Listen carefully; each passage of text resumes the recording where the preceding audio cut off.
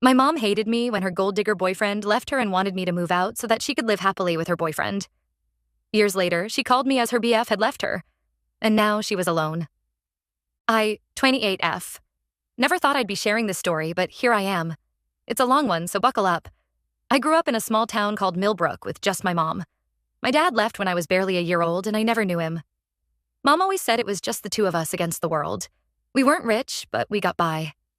Our little two-bedroom house on Maple Street wasn't much, but it was home.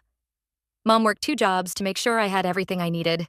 She'd wake up at 5 a.m. to work the morning shift at the local diner, then rush to her evening job as a receptionist at the community center. I'd often fall asleep to the sound of her typing up the day's reports late into the night. She was my hero. Growing up, I was a quiet kid. I spent most of my time reading or helping Mom around the house. We didn't have much, but we had each other. Every Friday night was our movie night.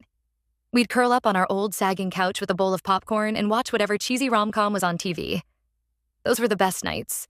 As I got older, I started to understand the sacrifices Mom made for me. I worked hard in school, determined to make her proud. When I got accepted to the local community college on a partial scholarship, I thought Mom would burst with pride. She hugged me so tight, tears streaming down her face, saying, "We did it, baby. We did it." Things changed when I turned 18. Mom started talking about dating again. She'd never really dated while I was growing up, always saying I was her priority. But now, with me in college, she felt it was time to put herself out there. I was happy for her. She deserved some happiness after all she'd done for me. That's when she met Brad. It was at some mixer for local businesses. Mom had just started a new job as an office manager at a small accounting firm, and Brad was there representing his real estate agency. He was charming, successful, and seemed to make her happy. At first, Brad was always dressed in fancy suits and driving nice cars. He'd take Mom out to expensive restaurants in the city and buy her gifts. I remember the first time he came to our house for dinner.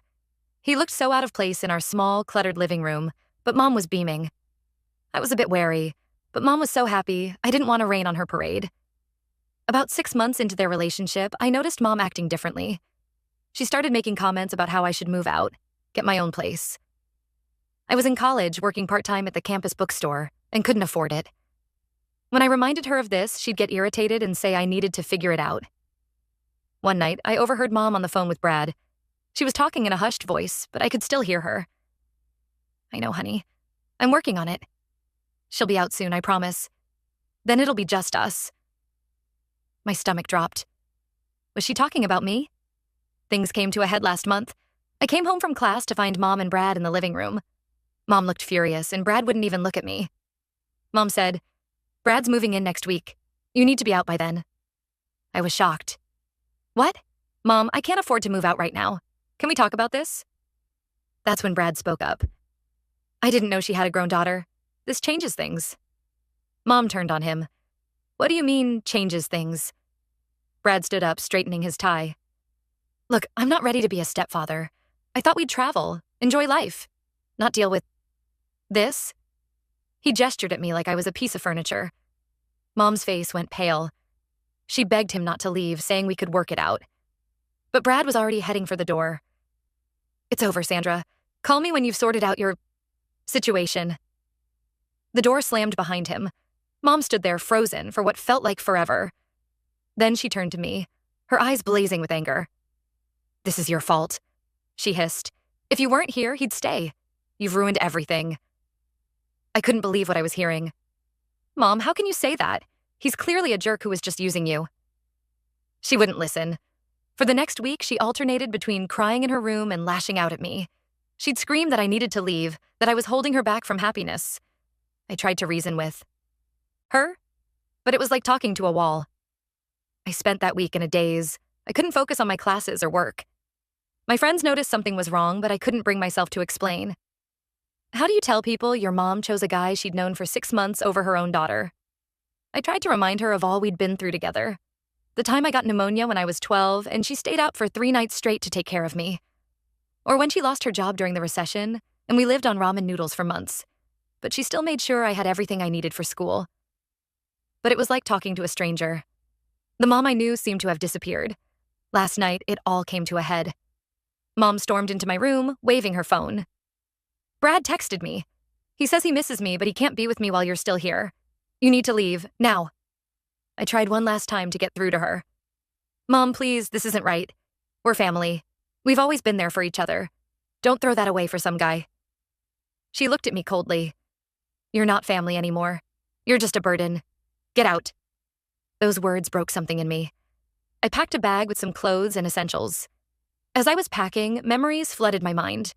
The stuffed bear Mom got me for my 5th birthday that I still kept on my bed. The photo of us at my high school graduation, both of us grinning ear to ear. The promise she made me that day, that she'd always be there for me, no matter what. It all felt like a lie now. Mom watched from the doorway, arms crossed, as I packed. As I walked past her, I said, I hope he's worth it, Mom. I really do. I'm writing this from my friend Sarah's couch. She's letting me crash here until I figure things out. I'm still in shock. How could my mom, the woman who raised me, who I thought would always have my back, choose a man over me? The worst part is, I keep remembering all the good times. The way she'd sing off key while making pancakes on Sunday mornings.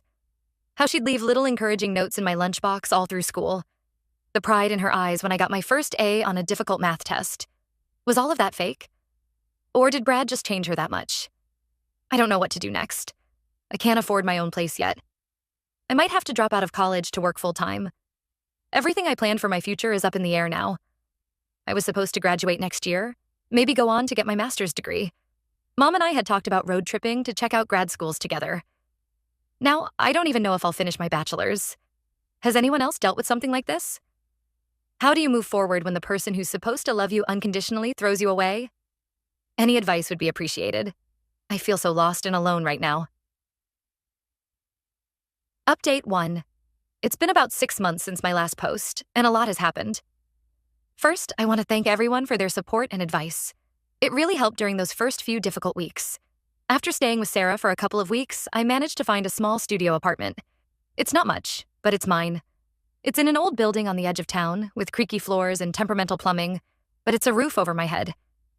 I had to take on a second job to afford it, which meant cutting back on my class load. It's been tough, but I'm making it work. Some of you asked about my other family members. Truth is, we don't have much extended family. My mom was an only child, and my grandparents passed away years ago. My grandmother died when I was 10, and my grandfather followed a year later. I remember how devastated Mom was. She'd spend hours just staring at old photo albums, tears silently rolling down her cheeks. I'd sit with her, not really understanding, but wanting to comfort her. It's strange to think about now, given how things have turned out. As for my dad's side of the family, they were never in the picture. Mom didn't talk about my dad much, but from the little she did say, I gathered he wasn't a great guy. Once, when I was about 14, I found an old letter from him hidden in a drawer. It was full of empty promises and excuses.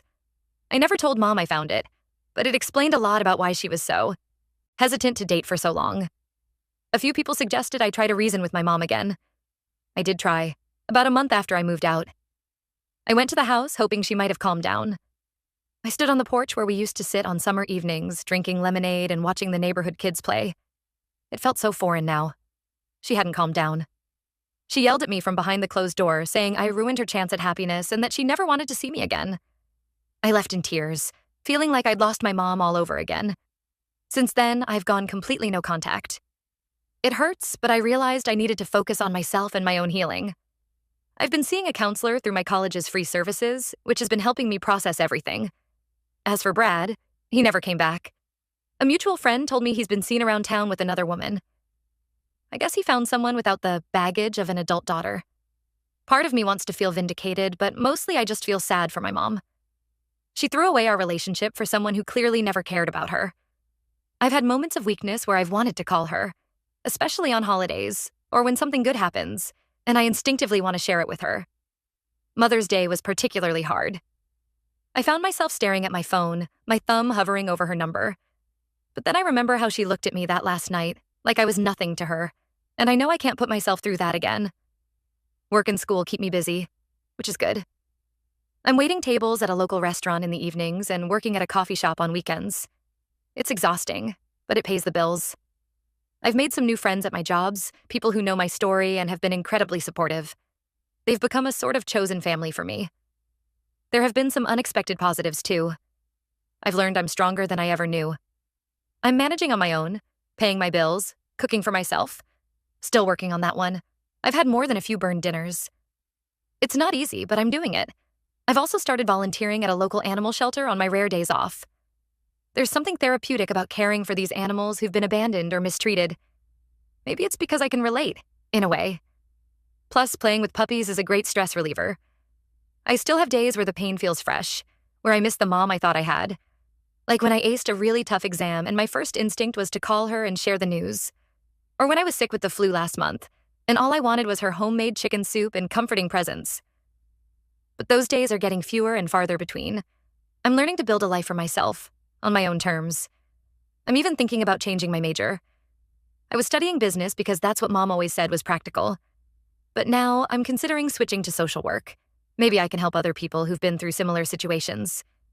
Again, thank you all for your support. It means more than you know. To those who shared similar stories, know that you're not alone. We're all just doing our best to navigate this messy thing called life. Update 2. It's been just over 2 years since my original post. I wasn't planning on updating again, but something happened recently that I needed to get off my chest. First, a quick recap of the past year and a half. I graduated college. It took an extra semester, but I did it. Got a decent job in my field and moved to a slightly bigger apartment. Things have been pretty stable, all things considered. I did end up changing my major to social work, and I'm now working at a youth center helping kids from troubled homes. It's challenging work, but incredibly rewarding. Sometimes I see echoes of my own story in these kids, and it makes me even more determined to help them. My new apartment is in a different part of town, far from my childhood home. It's small, but it has a tiny balcony where I've started growing herbs and flowers. There's something satisfying about nurturing these plants, watching them grow day by day. It's become a kind of therapy for me. I've made new friends, too. There's a group of us who get together every week for a potluck dinner. We take turns hosting, and it's become a highlight of my week. It's nice to have people to laugh with, to share the ups and downs of life. They've become the family I choose. Now, on to the recent event. Last week, I got a call from an unknown number. Usually I let those go to voicemail, but something made me answer. It was my mom. Her voice was shaky. She said, "Hi, honey, it's Mom. Can we talk?" I was stunned. After a moment of silence, I managed to ask, "Why now?" She started crying. Between sobs, she told me that Brad had left her for good about 6 months ago. Apparently, he'd been cheating on her with multiple women. She said she tried to win him back, but he told her he never really loved her, that she was just convenient. As she talked, memories flooded back. The sound of her laugh, the smell of her perfume, the way she used to hug me when I was upset. For a moment, it was like no time had passed at all. But then I remembered that night, the coldness in her eyes, and reality came crashing back. Mom went on to say that she's been alone since then. She tried reaching out to old friends, but most of them had drifted away during her relationship with Brad. She said she realized how much she'd pushed people away, especially me. "I'm so sorry," she said. "I know I hurt you terribly. I was selfish and blind. Can you ever forgive me?" I didn't know what to say. Part of me wanted to hang up. Another part wanted to cry with her. Instead, I just listened as she poured out her regrets and apologies. She told me about how she'd been going to therapy, trying to understand why she acted the way she did. She talked about her own childhood, things she'd never shared before. About how her own mother had always prioritized men over her, and how she'd sworn she'd never do the same to her own child. "But I did," she said, her voice breaking. "I became exactly what I hated." When she finished, I took a deep breath and said, "I hear you, Mom, but I can't just pretend the last 2 years didn't happen. You chose a man over your own daughter. You kicked me out when I needed you most. That's not something I can just forget." She started crying harder. I know, I was wrong. I've regretted it every day. Please, can we try to rebuild our relationship? I miss you so much." I told her I needed time to think. We ended the call with her promising to respect whatever decision I made. Since then, I've been a mess of emotions. Anger, hurt, sadness, and even a bit of hope are all swirling around inside me. Part of me wants to give her another chance. She's still my mom after all. But another part is scared of being hurt again. I keep thinking about all the milestones she's missed. My college graduation, my first real job, my first apartment that wasn't a tiny studio. I've built a life without her, and the thought of letting her back in is terrifying. But then I remember the good times too.